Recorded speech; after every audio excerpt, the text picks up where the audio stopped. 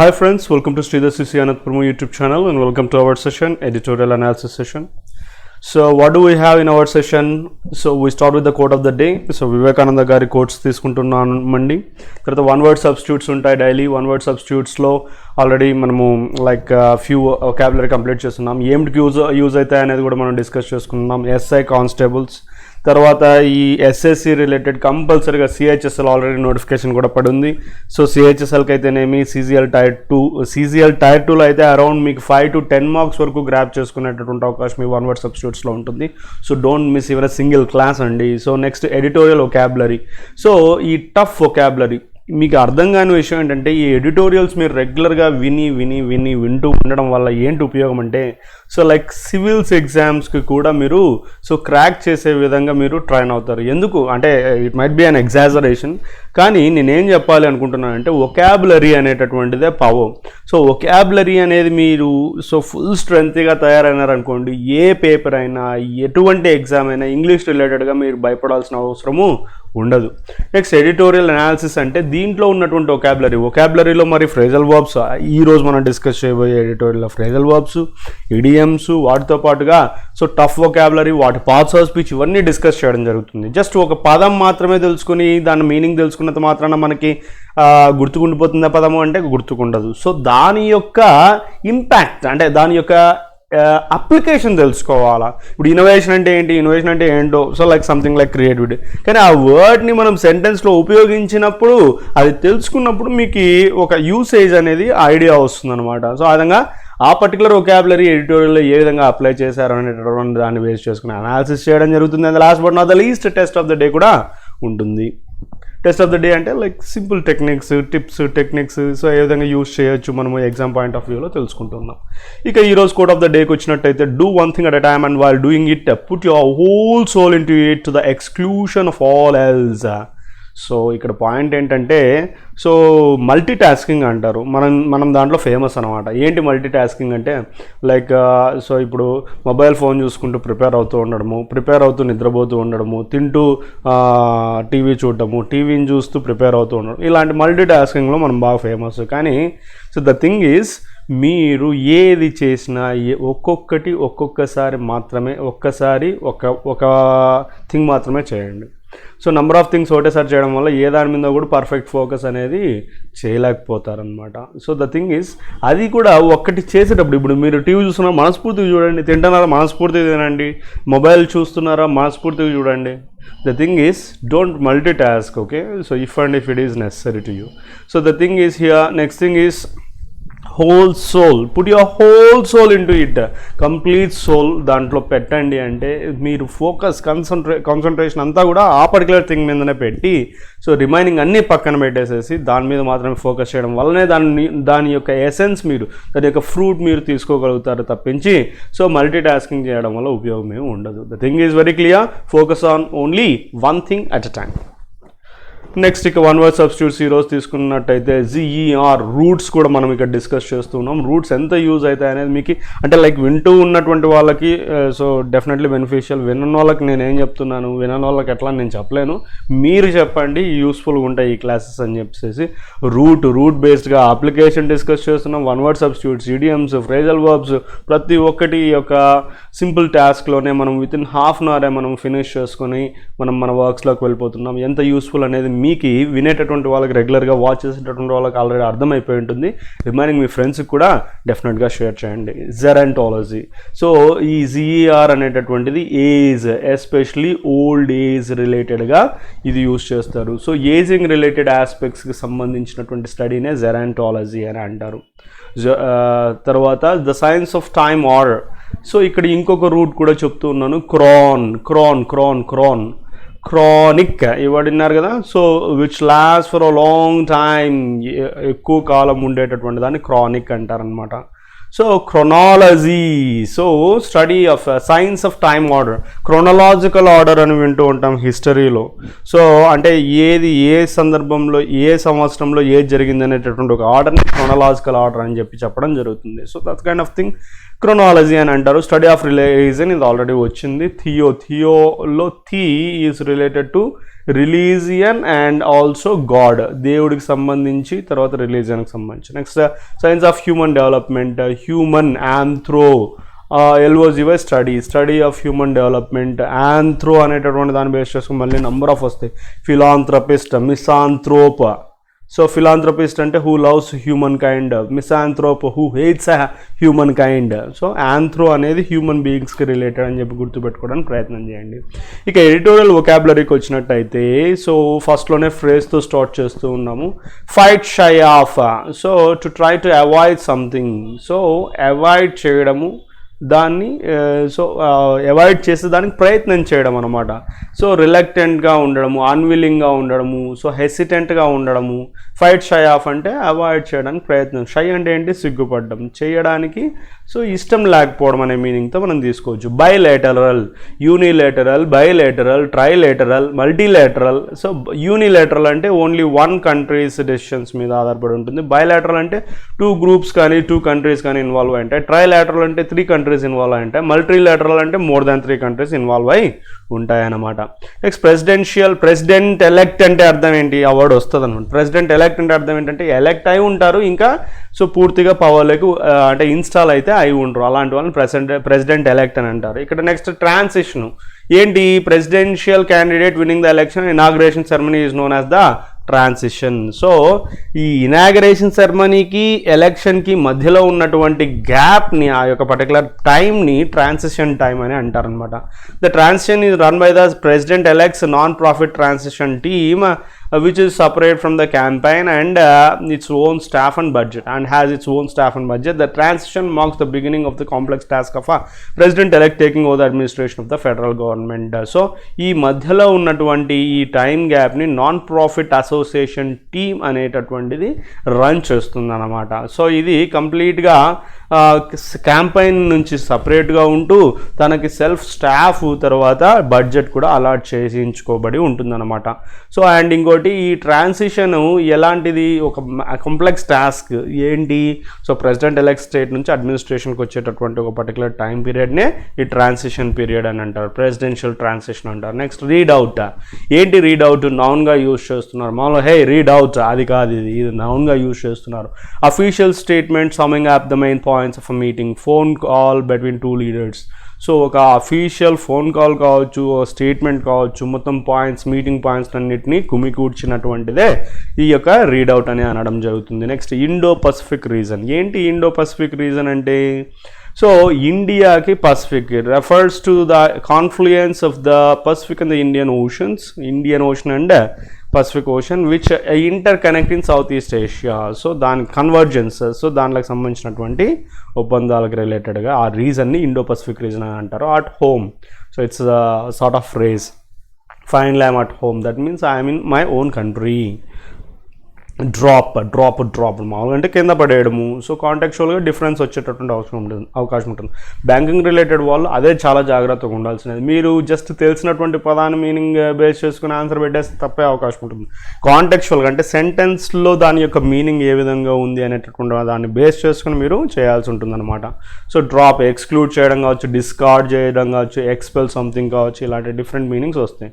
Shy from, avoid doing something. So recoil from doing something, not to get involved in something. Shy అంటే so ఒక దాని నుంచి సిగ్గుపడ్డం అంటే so avoid చేయడం, ఇష్టం లేకుండా ఉండడం అనమాట. చార్టెడ్, అవుట్లైన్, డిస్క్రైబ్, డీటెయిల్డ్ అనే మీనింగ్స్తో తీసుకుంటాం. And more over ED endings అంటే V3 ఫార్మ్స్ కూడా అడ్జెక్టివ్స్గా యూజ్ చేసుకోవచ్చు. In line with, so in accordance with, so in connection with అంటే సో ఒక పర్టికులర్ సీక్వెన్స్లో ఉండడం అనమాట. నెక్స్ట్ ఇంకా కొన్ని వొకాబులరీ మనం తీసుకున్నట్టయితే have once work cutout, have once task cutout. దాని మీనింగ్ ఏంటి? Dealt with a difficult task. So finally ఆ యొక్క పర్టికులర్ టాస్క్ కంప్లీట్ అయింది, డీల్ చేయడం జరిగింది అన్నప్పుడు హ్యావ్ వన్స్ టాస్క్ కట్అవుట్ లేదా వర్క్ కట్అవుట్ అని అనడం జరుగుతుంది. It's also phrasal expression. Third phrasal expression ఇది. ఫ్రేజల్ ఎక్స్ప్రెషన్, ఇడియోమాటిక్ ఎక్స్ప్రెషన్ ఒకటే విధంగానే ఉంటాయి అన్నమాట. అఫ్లిక్టెడ్, సో అడ్జెక్టివ్గా యూజ్ యూస్ చేస్తున్నారు. Bothered, burden, distress, trained, troubled. So ఇబ్బందికరమైనటువంటి అనేటటువంటి మీనింగ్తో, బాధపడినటువంటి అనే మీనింగ్తో అఫ్లిక్టెడ్ యూస్ చేస్తారు. డైవర్జెంట్, ఏంటి డైవర్జెంట్ అంటే డిఫరెంట్, కాంట్రాస్టింగ్, ఒక వ్యూ కంటే ఇంకొకటి డిఫరెంట్గా ఉండడం అనమాట. Differing, varying, dissimilar, contrasting views, divergent views అని అనడం జరుగుతుంది.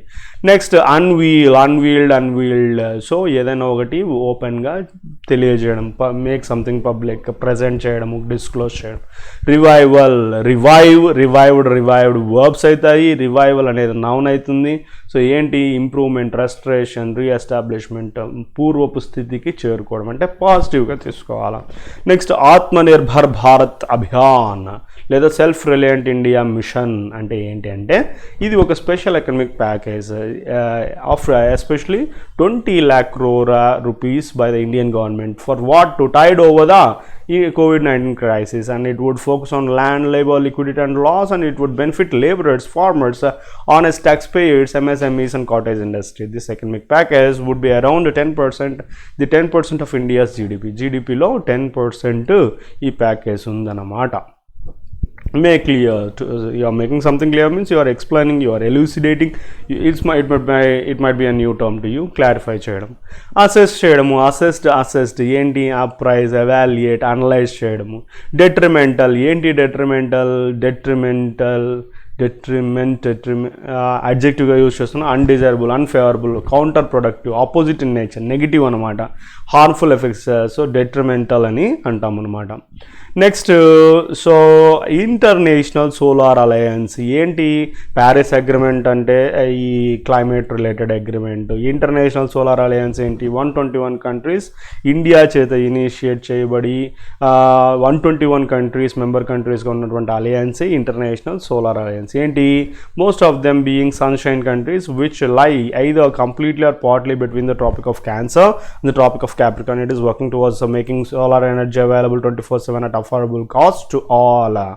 సో దీని యొక్క ముఖ్య ఇంటెన్షన్, ఈ అలియన్స్ యొక్క ముఖ్య ఇంటెన్షన్ ఏంటంటే, సో దీంట్లో మ్యాక్సిమం సన్షైన్ కంట్రీస్ అంటే ఎండ బాగా కాచేటటువంటి ప్రదేశాలు, ప్రాంతాలు, దేశాలకు సంబంధించినటువంటి అలయన్స్ అనమాట. సో ఇవన్నీ కూడా ఎక్కడ ఉంటాయబ్బా అంటే కంప్లీట్గా కానీ పార్ట్లీ కానీ tropic of cancer, tropic of capricorn మధ్యలో పడి ఉన్నటువంటి దేశాలే ఇవన్నీ. సో దీని యొక్క ముఖ్య ఉద్దేశం ఏంటంటే సోలార్ ఎనర్జీ 24/7 అంటే కంటిన్యూస్గా అఫోర్డబుల్ ప్రైస్లో అందరికీ ప్రొవైడ్ చేయాలి అని అనుకోవడం. చెప్పాను కదా, revival, revived, revive, so restore, revitalise, renew, bring back, so previous స్టేటస్కి వెళ్ళడం అనమాట. ఇక ఎడిటోరియల్కి వచ్చినట్టయితే న్యూ ఛాలెంజెస్, ఎవరికి సంబంధించినటువంటి న్యూ ఛాలెంజెస్ ఇవి, India and Joe Biden. So ఇండియాకి సో ఇండియా మస్ట్ నాట్, బైడెన్కి సంబంధించి India must not fight shy of engaging with the Biden administration on contention noun అవుతుంది, కంటెన్షియస్ అడ్జెక్టివ్ అవుతుంది. కంటెన్షన్ అంటే కన్నా క్వారల్, కంటెన్షియస్ ఇష్యూస్ అంటే quarrelsome issues like which provide controversial issues అని చెప్పొచ్చు అనమాట. సో ఈ బైడెన్ అడ్మినిస్ట్రేషన్తో మస్ట్ నాట్ ఫైట్ షై అంటే అవాయిడ్ చేయకోకుండా ఉండాలా, సో అంటే మొహమాట పడుకోకుండా ఉండాలన్నమాట ఈ కంటెన్షియస్ ఇష్యూస్లో. Okay, with the late night call on Tuesday between Prime Minister Narendra Modi and US President elect Joseph Biden done, Indian and US officials can begin their formal interactions on the future of bilateral relations. So last night call, Tuesday జరిగినటువంటి call discussion PM Modi and US President elect అంటే ఏం చెప్పుకున్నాం, elected not yet installed అయినటువంటి Joseph Biden మధ్య జరిగినటువంటి things ఏంటంటే, so already formal interactions, future bilateral అంటే ఏ countries, India and US. So bilateral relations సంబంధించినటువంటి ఫార్మల్ ఇంటరాక్షన్స్ జరిగాయి. సో జరగచ్చు అంటే స్టార్ట్ చేయొచ్చు. The two leaders listed out their priorities according to separate statements issued by the External Affairs Ministry and the Biden-Harris transition team. So ఇక్కడ separate statements issue చేయడం జరిగిందన్నమాట. 2 leaders కూడా క్లియర్గా list out చేసుకున్నారు వాళ్ళ ప్రియారిటీస్. సో ఎవరు issue చేశారు, మన external affairs ministry, foreign ministry అని కూడా అనొచ్చు వాళ్ళ తరపున. తర్వాత Biden Harris transition team, Biden Harris ఎవరు, vice president of US. So వాళ్ళిద్దరికి సంబంధించినటువంటి ట్రాన్సిషన్ టీమ్ అంటే చెప్పుకొని ఉన్నాము ఏంటి. సో ఈ particular election and administration like inauguration, మధ్యలో ఉన్నటువంటి ట్రాన్సిషన్ని రన్ చేసేటటువంటి టీం అనమాట. According to the readouts official statements ప్రకారం లీడర్స్ కమిటెడ్ టు, ఇక్కడ కూడా ఒక ఇంపార్టెంట్ గ్రామటికల్ పాయింట్ మీకు వస్తుంది. Committed to it's a phrasal verb యాక్చువల్గా. కమిట్కి టు కనెక్టెడ్ అనమాట. Priorities according to separate statement committed to strengthening ING form use చేస్తున్నాం. మామూలు 2+V1 వాడతాం కదా, అది జాగ్రత్త. The Indo US comprehensive global strategic partnership and cooperating and global challenges. So ఇక్కడ committed to what, Indo US comprehensive అంటే all inclusive, అన్నిటినీ కలిపి గ్లోబల్ స్ట్రాటజిక్ పార్ట్నర్షిప్ స్ట్రెంథెన్ చేసుకోవడము. తర్వాత గ్లోబల్ ఛాలెంజెస్ ఎస్పెషలీ కోవిడ్-19 పాండమిక్ని ఫైట్ చేసేది, affordable vaccines, climate change, Indo Pacific region, వీటన్నిటి పట్ల స్ట్రెంథెన్ చేసుకోవడమే వాళ్ళ యొక్క ముఖ్య ఉద్దేశంగా మనకి తెలుస్తూ ఉందన్నమాట రీడౌట్స్ ప్రకారము. Mister Biden's read out also included strengthening democracy at home and abroad which was dropped from the MEA version indicating new Delhi's discomfort. So ఓవరాల్గా బైడెన్స్ రీడౌట్లో కూడా డెమోక్రసీ ఇంట బయట అన్ని చోట్ల డెమోక్రసీని స్ట్రెంథెన్ చేయడమే అతని యొక్క రీడౌట్ యొక్క ముఖ్య సారాంశం అనమాట. సో తర్వాత న్యూ ఢిల్లీస్ డిస్కంఫర్ట్ని కూడా ఇండికేట్ చేశారు. Critical and recent comments made by mister Biden and Vice President-elect Kamala Harris over Jammu and Kashmir, the Citizenship Amendment Act and actions against NGOs should not make the Modi government shy from engaging with the US on these issues. So ikkada criticizing anamata. Recent comments ఎవరు, Biden మరియు vice president elect అయినటువంటి కమలా Harris చేశారు ఈ recent comments. ఏమిటి మీద, Jammu and Kashmir యొక్క special status మీద, తర్వాత citizenship amendment act. So like ఈ యొక్క డిఫరెంట్ కంట్రీస్ నుంచి ప్రాసిక్యూషన్ ద్వారా ఇండియాకు వచ్చినటువంటి వాళ్ళకి సిటిజన్షిప్ ఇచ్చేటటువంటి ఒక థింగ్ డిసెంబర్ 2019లో ఏర్పాటు చేయడం జరిగింది. దానికి సంబంధించి తర్వాత NGOs యాక్ట్స్కి against NGOs non government organisations సంబంధించినటువంటి విషయాల పట్ల వీళ్ళు ఆల్రెడీ కమెంట్స్ చేశారు. దానిని బేస్ చేసుకొని మోడీ గవర్నమెంట్ సో మరి అవాయిడ్ చేయకూడదు, ఎంగేజ్ కావడం విషయంలో కాకోకుండా ఉండకూడదు, అంటే ఎంగేజ్ చేయాలి అని అర్థం. మోస్ట్ రిమార్కబుల్లీ సో క్లియర్గా కనిపించే విధంగా the leaders did not dwell on traditional security issues, global terrorism, conflict reasons or even trade, but instead charted areas for Indo-US cooperation that are more in line with their current challenges and indicate Mr. Biden's own immediate priorities. So ఇక్కడ క్లియర్గా remarkable thing ఏంటంటే వాళ్ళు రెగ్యులర్గా dwell on, it's a phrasal expression, dwell on అంటే fixed to something, దాని మీదనే think చేసుకుంటూ ఉండడం. ట్రెడిషనల్ అంటే రెగ్యులర్గా ఎప్పటి నుంచో వస్తున్నటువంటి సెక్యూరిటీ ఇష్యూస్ కావచ్చు, గ్లోబల్ టెర్రరిజం కావచ్చు, కాన్ఫ్లిక్ట్ రీజన్స్ కావచ్చు, ట్రేడ్ కావచ్చు, వీటన్నిటి మీద ఫోకస్ చేయకోకుండా instead charted areas for so important areas ఏంటివి ఇండో-US కోఆపరేషన్కి so more in line so అకార్డెన్స్లో ఉన్నటువంటి కరెంట్ ఛాలెంజెస్ సో దానిలోనే ఎక్కువ ఫోకస్ చేశారు. ఓన్ ఇమీడియట్ ప్రియారిటీస్ కూడా ఇండికేట్ చేయడం జరిగిందనమాట.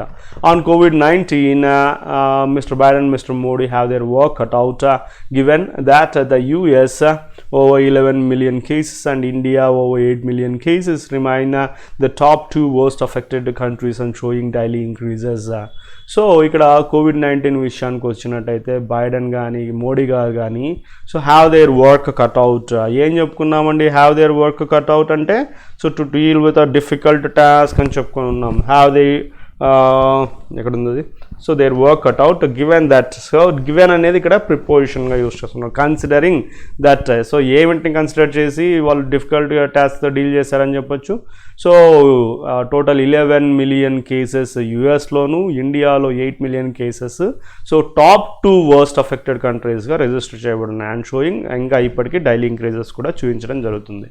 Making affordable vaccines available to their afflicted troubled అని చెప్పుకున్నాం కదా. అఫ్లిక్టెడ్ అంటే populations will be the immediate challenge. So అన్ని విషయాలు కాకుండా ఇమ్మీడియట్గా COVID-19 రిలేటెడ్ వ్యాక్సిన్స్ అఫోర్డబుల్ ప్రైసెస్లో ఈ ట్రబుల్డ్ పాపులేషన్కి ప్రొవైడ్ చేయడమే ముఖ్యంగా ఇప్పుడు వాళ్ళకి ఇమీడియట్లీ ఉన్నటువంటి challenge. And the need for economic recovery their projected policies do not appear to be too divergent అంటే వేరియింగ్. సో ఎకనమిక్ రికవరీలో projected policies they do not appear to be too divergent, so ఎక్కువగా డైవర్జెంట్గా కనిపించట్లేదన్నమాట. Unveiling his administration's economic revival policy, mister Biden announced a plan to buy American and to ensure no government contract goes to companies that do not make their products in America.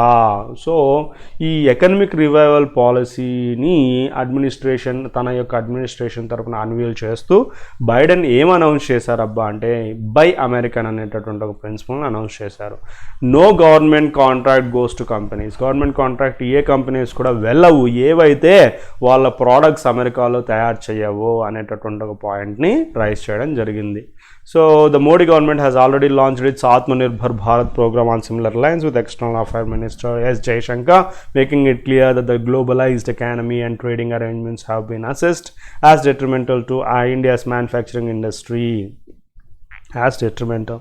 So ఇక్కడ already ఇలాంటిది ఆత్మనిర్భర్ భారత్ని కూడా అలాంటి లైన్స్లోనే మనము already launch చేసి ఉన్నాం. External affairs minister అయినటువంటి జైశంకర్ గారు already clear చేశారు. మేకింగ్ ఇట్ క్లియర్ అంటే పబ్లిక్లో చెప్పడం జరిగింది. ఏంటి globalised economy, trade arrangements, so ఇవి అనలైజ్ చేయడం, అసెస్ చేయడం అంటే ఎవాల్యుయేట్ చేయడం జరిగింది. ఎలా? సో ఇండియాస్ మ్యానుఫ్యాక్చరింగ్ ఇండస్ట్రీకి ఖచ్చితంగా డ్యామేజింగ్గా ఉన్నాయి అనేటటువంటి పాయింట్ బేస్ చేసుకునే ఈ ఆత్మనిర్భర్ భారత్ అనేటటువంటి ప్రోగ్రామ్ని స్టార్ట్ చేయడం జరిగింది. ఆన్ క్లైమేట్ చేంజ్ ఇంకా కొన్ని ఛాలెంజెస్ చూసుకున్నట్టయితే ఈ decision by the US to reenter the Paris accord will be welcomed by India. Already Trump government exclude అయి ఉందన్నమాట ప్యారిస్ అగ్రిమెంట్లో, ప్యారిస్ అకార్డ్లో climate change related.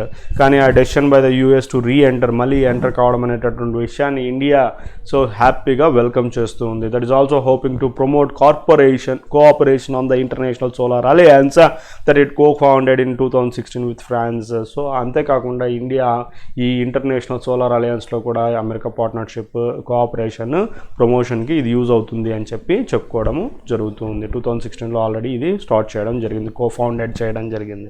But it is unclear if mister Biden would revive the earlier US promises of funding green technology that mister Trump cancelled when he walked out of the Paris accord. So ఇక్కడ ఒక విషయం unclear ఏంటంటే Biden revive చేస్తారా green టెక్నాలజీకి funding చేయడము. So already Trump గారు cancel చేసి ఉన్నారనమాట దీన్ని, ప్యారిస్ అకార్డ్ నుంచి బయటకు వెళ్ళిన వెంటనే ఇది క్యాన్సిల్ చేయడం జరిగింది. దాన్ని రివైవ్ చేస్తారా లేదా అనే విషయము అన్క్లియర్గా ఉంది. ఫైనలీ ఇట్ ఈస్ సిగ్నిఫికెంట్ అంటే ఇంపార్టెంట్, నోటీస్, కన్సిడరబుల్. ఏంటి అంటే Biden expressed his commitment to the Indo Pacific policy but new Delhi will be keen to see that what shape the new administration intends to take in its measure to maintain a secure and prosperous Indo-Pacific, and how far the Biden administration will challenge China's moves in the region. So ఫైనల్గా significant ఏంటి అంటే అతడి commitment, Indo Pacific పాలసీకి కమిట్మెంట్ని express చేయడం జరిగింది. కానీ ఇక్కడ New Delhi keen అంటే సో వెరీ అబ్జర్వేటివ్ అనమాట. సో కీన్గా to see just what shape the new administration ఏ షేప్ తీసుకుంటుంది అనేటటువంటి విషయమై సో న్యూఢిల్లీ కీన్గా ఉందన్నమాట దాని మెజర్స్ని తీసుకోవడానికి కూడా. సో ఏమిటికి? సెక్యూర్ అండ్ ప్రాస్పరస్ ఇండో పసిఫిక్ని ఏర్పాటు చేయడానికి. And how far, so Biden administration చాలా చైనాస్ మూవ్స్ ఈ రీజన్లో ఎంతవరకు ఛాలెంజ్ చేయగలుగుతుంది అనేటటువంటి విషయము చూడాల్సినటువంటి అవసరము ఉంది. Okay, that's all guys. And test of the day చూసుకున్నట్టయితే so different types of fillers mix చేసి తీసుకొని రావడం జరిగింది. ఇక్కడ సింపుల్ లాజిక్స్తో కొట్టేస్తాము. Are present and works within present. Okay, government subject, government singular subject takes singular verbs end with s. Do పోయింది, did పోయింది, can పోయింది, have పోయింది. Answer is D. అయిపోయింది. ఇంకోసారి చెప్పేదా? 6 వర్క్స్ సింపుల్ ప్రజెంట్ ఇండికేట్ చేస్తున్నాయి. సబ్జెక్ట్ వచ్చి గవర్నమెంట్ పక్కన వర్బ్ కావాలా, ఎస్ ఫార్మ్స్ కావాలా. సింగులర్ వర్బ్స్ అంటే ఎస్ ఫార్మ్స్తోనే ఎండ్ అవుతాయి అన్నమాట. సో ఎస్ ఫార్మ్స్తో ఎండ్ అవుతున్నాయి కాబట్టి ఇక్కడ మనం తెలుసుకోవాల్సినటువంటిది ఏంటి అంటే ఎస్ ఫార్మ్స్ ఉన్నటువంటిది ఒకటి ఉంది. So the answer is D. Next second one. In public perception, CBI double fillers. CBI is seen as an అన్నప్పుడు ఓవల్ సౌండ్ కావాలా.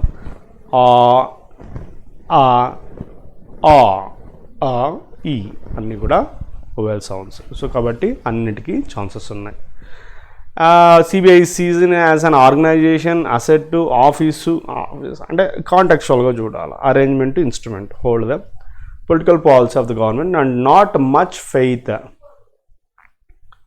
Dash on its investigations. So faith అయితే దాని యొక్క ఇన్వెస్టిగేషన్స్ మీద చేయలేదు. Assumed on meaningless, put on meaningless, claim చేయడానికి CBI మీద claim చేయడం ఏంది మీనింగ్లెస్, ఇంపోజ్డ్, సో ప్లేస్డ్, దీనిలోకి ఛాన్సెస్ ఉన్నాయి. CBI seen as an arrangement అంటావా, ఇన్స్ట్రుమెంట్ అంటావా? సో పొలిటికల్ పాలసీస్ చేతిలో సిబిఐ ఒక ఇన్స్ట్రుమెంట్ లాంటిది, is more meaningful. So the answer is ఈ. Expressing concern in the wake of clashes in Muzaffarnagar, President Pranab Mukherjee had తర్వాత V3 కావాలి, అన్నీ కూడా V3 say. Had a dash a worrying bout of communal violence and dash on violence and dash. So ఇక్కడ V3నే, ఇక్కడ V3నే, V3 అన్ని V3 ఉన్నాయి. Last for quickly dash such situations on strengthening local administration, for quickly dash such. For అనేది preposition తర్వాత noun కానీ V4 కానీ తీసుకోవచ్చు, అన్నీ కూడా V4సే. సిచ్యువేషన్స్ని ప్రొహిబిట్ చేయడము, స్టాప్ చేయడము, కంటైన్ అంటే కన్నా హోల్డ్ చేయడము, రివోక్ చేయడం కంటే కాంటెక్స్ట్ చూద్దాం. So Pranab Mukherjee set parts of the country had dash a worrying bout of communal వైలెన్స్ని, బాధాకరమైన కమ్యూనల్ వైలెన్స్ని కంట్రీ అబ్జర్వ్ చేసి ఉందా, ఎక్స్పీరియన్స్ అయి ఉందా, చూసి ఉందా, ఫీల్ అయి ఉందా, మార్క్డ్ మీనింగ్లెస్, ఈ 4 ఛాన్సెస్ ఉన్నాయి. And dash on strengthening. So and ఇంకా ఏం చేశాడు Pranab Mukherjee? And expressed on strengthening, stressed on strengthening, addressed on strengthening and murmured అంటే గుసగుసలాడడం, మీనింగ్లెస్. ఇక రిమైనింగ్ 3 ఆప్షన్స్లో expressed on strengthening meaningless. Stressed, so strengthen చేసే విషయం అయ్యి అతను స్ట్రెస్ చేశాడా, అడ్రస్ చేశాడా? So answer is 2.